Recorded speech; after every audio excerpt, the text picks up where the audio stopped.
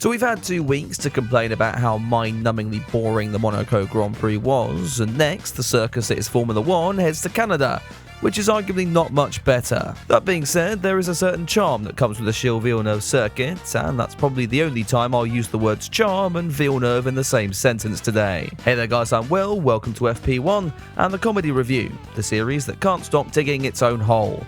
Damn, that comment is 2 months old, and yet is probably the only thing besides my #blessslander video that has aged well this year. If you haven't noticed, I've been on a bit of a mission in these last couple of weeks, that being to take whatever is left of my credibility as a content creator, scrunching it up into a paper ball and throwing it into a model of the World Trade Center while screaming things that I definitely can't get away with on YouTube. We'll get into all of my poor predictions soon enough, but for now, it's the Canadian Grand Prix Comedy Review, and so roll that intro.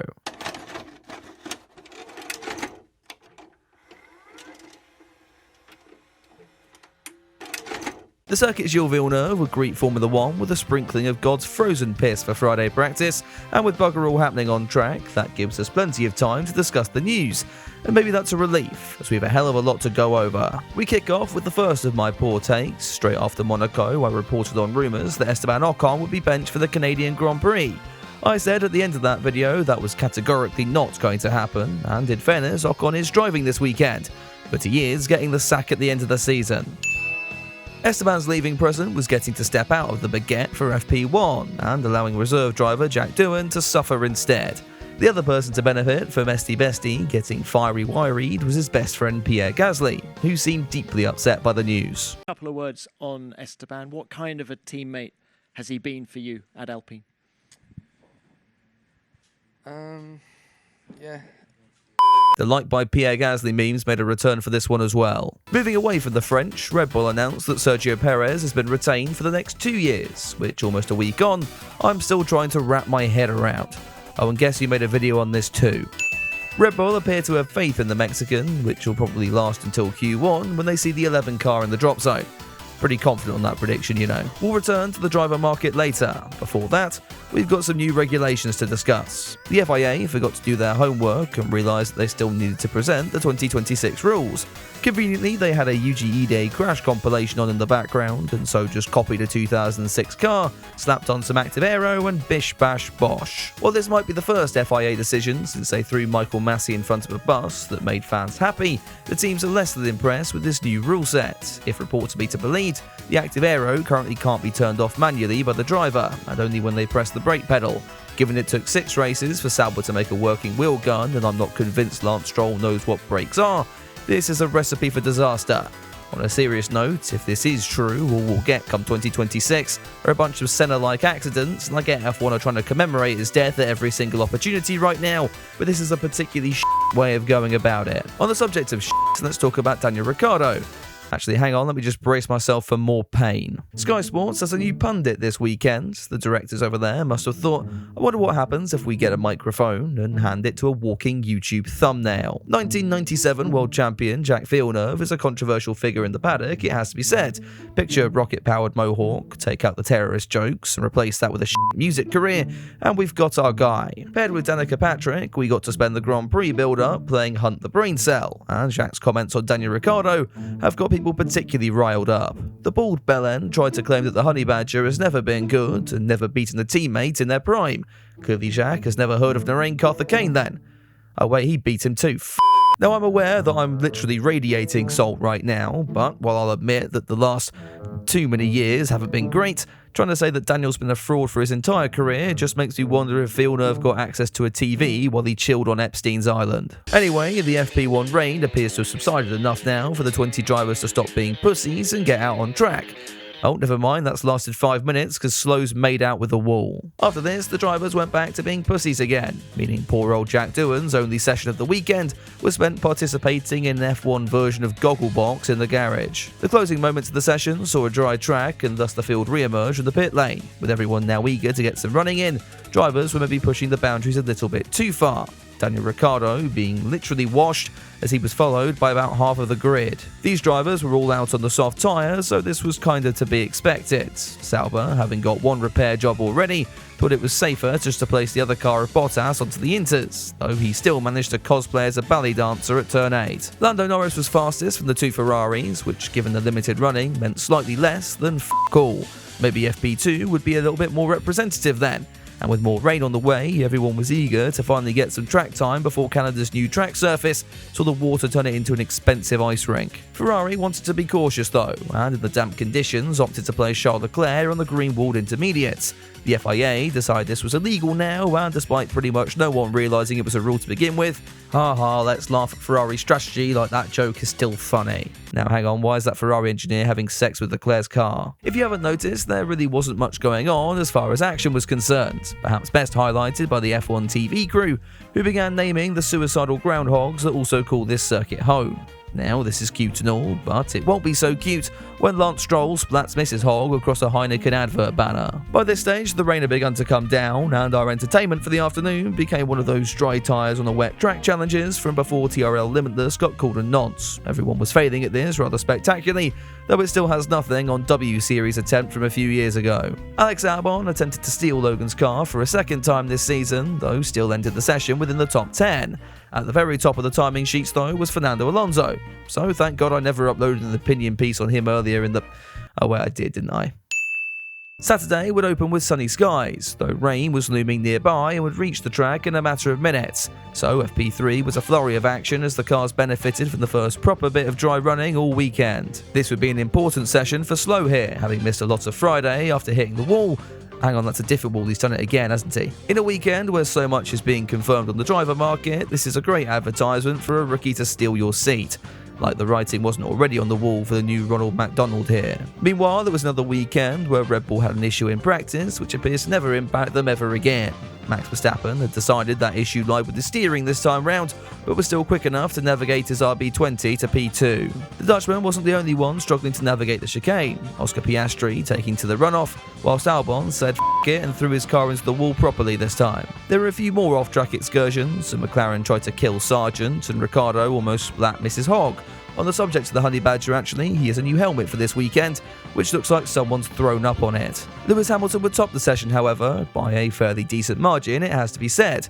So with the British media filling up all of Canada's sperm banks, we got ready to see if this pace was genuine, or if we'd be treated to another sublime performance to P7. Well, I would get to quali and find out, except F1 decided it was time for more driver market news. First up, Yuki Tsunoda signed a new one-year deal with RB, which I said probably wouldn't happen earlier this week, so that's another one for the fraud counter. And Ollie Behrman has apparently signed a deal with Haas for 2025. That one is from the Daily Mail though, and these are the same people who tell you you're more likely to get cancer if you work on a Sunday and if your middle name is Richard. Yeah, maybe let's take that with a pinch of salt then. The Tsunoda news was likely more pressure piled onto Daniel Ricciardo. However, the Aussie had appeared to be the faster of the two RBs going off of practice, and as I clung onto that for dear life, we got ready to set the grid for Sunday. Q1 would open with sunny skies, though rain was looming nearby and would reach the track in a matter of minutes, so every lap in this session had to count. Mercedes set down a marker early on, while the likes of Piastri and the Ferrari struggled to compete. Sergio Perez, meanwhile, backed up his team's faith in him by hanging around in the drop zone, then failing to get out of it by the session's end. This team radio carries more meaning than one, doesn't it? As he played a drum solo on his Halo, the Red Bull driver marked himself out as one of the two big shocks of the session. The other one being that Logan Sargent somehow made it through. Q2 would open with sunny skies, though the rain was looming nearby and would reach the track in a matter of minutes. And now the other Red Bull driver of Max Verstappen was struggling to get into the top 10 shootout. The reigning world champion would make it in the end, but at the expense of the two Ferraris, who had struggled for pace all day and had been sent out on old tyres because maybe this guy was shagging the new ones, who knows at this point. With so many big names out then, that allowed for some surprises in the top 10. Alex Albon and Daniel Ricciardo had made it, but Russell and Hamilton were still leading the way at the top. Lewis, of course, was angry last time out because Russell had the upgrades in Monaco that he'd turned down to begin with. He had an equal car this time though, so had nothing to cry about as we got into the last bit of Saturday action. Q3 then would open with sunny skies, though rain was looming nearby and would reach the track in a matter of... This rain is f***ing make-believe, isn't it? We wouldn't need any of it for an exciting shootout, however. When Russell led the initial runs from Hamilton and Verstappen, it looked as if the Silver Arrow's pace really was genuine. Only then the McLaren split the pair, followed by Ricciardo, and that's our indicator for #wash being back, isn't it? Verstappen had been pretty quiet thus far, though looked to be on a very good lap in the closing stages. When he crossed the line, his time was identical to that of Russell's. However, as it turned out, George's sloppy seconds wasn't quite as beneficial as Danny Kvyat's, and the Dutchman was confined to P2 as George had crossed the line first. That meant, by the very slimmest of margins, Crikey Man was on pole for the race on Sunday, with the Briton embracing the meme as Lewis struggled for grip under his own tears and qualified 7th. Hey look, I managed to predict something right in this video at least. Also, hats off to Daniel Ricciardo, who was back, again, qualifying in P5. Let's check in on Jacques Villeneuve, shall we? Yeah, but sometimes you are wrong. Yeah, I am often wrong. sorry. How'd you like that, you bold cunt? Race day would open with sunny skies. Nah, I'm kidding, it was pissing it down. The whole field would start on intermediate tyres then, besides the Haas cars who were on wets, but that feels like a typical Haas strategy, so they'll probably be in the wall by turn 2. It would be a fairly even start for everyone off the line, besides Ricciardo of course, who fell back as usual. While the cars tiptoed around the first lap, Leclerc had already encountered an engine issue, and Gasly saw a slow car going for the kill thinking it was Ocon. In reality though, this was Sergio Perez, and that gave him his excuse to be for the next 70 laps. At the other end of the grid, Kevin Magnussen was making his wet tyre strategy actually work, and was soon up into the top 4. Well, I guess that's another one for the counter then. The Logan Sargent ruined his best race start for about a millennia. Fernando Alonso went wide at the final corner and almost gave up 6th to Lewis Hamilton. When the Briton couldn't get by, he found an alternate route around the Aston Martin. With more overtakes in the first handful of laps than there have been in the last 10 Monaco Grand Prix, Magnussen was about to undo his good work when he boxed to find no one ready with fresh intermediate tyres. For everyone else, the dry line was forming, and Daniel Ricciardo continued to repetitively himself as he got a 5-second penalty for a false start. That just makes the fact that he still lost places even more impressive. At the front, George Russell was under pressure for Verstappen in second. The Red Bull was all over the back of the Mercedes, but Max thought he'd give himself a bit more of a challenge by using his immense skill to cock up turn 1. This brought Lando Norris into the equation, who used DRS to get into second, and a lap later to get into the lead. This caused Russell to straight line the chicane, allowing Max through, and I'm hearing breaking news that Toto Wolff has now killed himself. Logan Sargent, meanwhile, had caught up to the back of the pack, which meant it was time for him to hit the wall again. The resultant safety car saw everyone come into the pits, besides Lando Norris, who had done too good of a job in the lead and didn't get in time.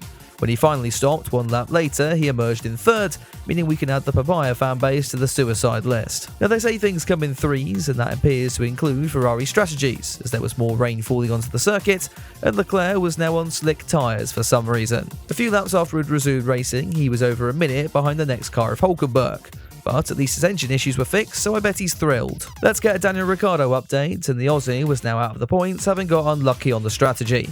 Oh, we love to see it. That said, he's still ahead of Perez though. The track was drying at this stage, and Pierre Gasly was the first car to head onto the slick tyres. It looked like Leclerc was coming in to do the same, but Ferrari just decided enough was enough and ended the Monegasque pain early by retiring the car. Pitting at the right time was crucial here, so you can bet that #wash was about to cock it all up.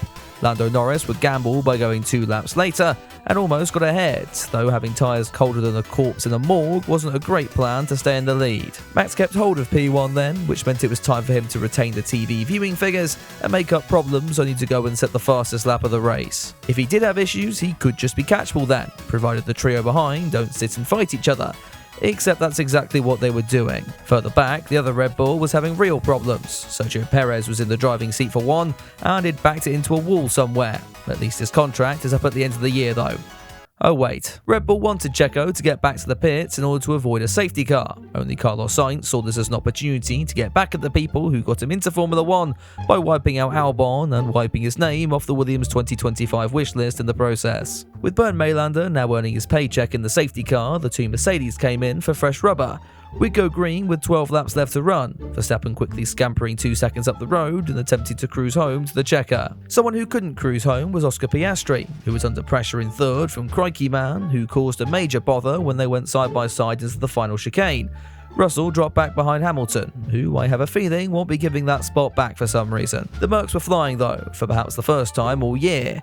Both made it past Piastri and were now squabbling together for that final spot on the podium. Yuki Tsunoda was also in the battle at the fringes of the top 10, though lost the rear and fell to the back of the pack with a spin at turn 8.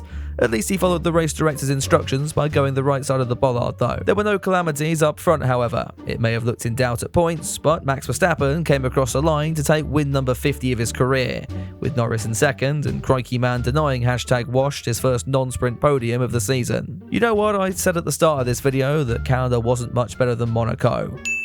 Yeah, enough said. That was a hell of a race, and by far the best of the season in 2024. It really was a Grand Prix of what could have been for about half the field. What if Norris hadn't lost out during the first safety car? What if Russell hadn't bottled it as usual? What if Red Bull hadn't re-signed Perez? Maybe they'd not have given up more constructors' points to McLaren and Mercedes. Let me know what you thought of the race in the comments below and in the poll over on my community page. And if you enjoyed the comedy review, be sure to drop it a like and get subscribed for more until someone decides to take my videos to X and get me cancelled like Baldy here this weekend. A final thank you goes out to the patrons and channel members who get a lot of my content in early access. A preview for tomorrow's IndyCar comedy review is up there right now, so if you want to hear even more from me sooner or just want to support the channel, head over to the links in the description down below. Now, as I said, I'll be back very soon for that IndyCar review, but until then, have a good one.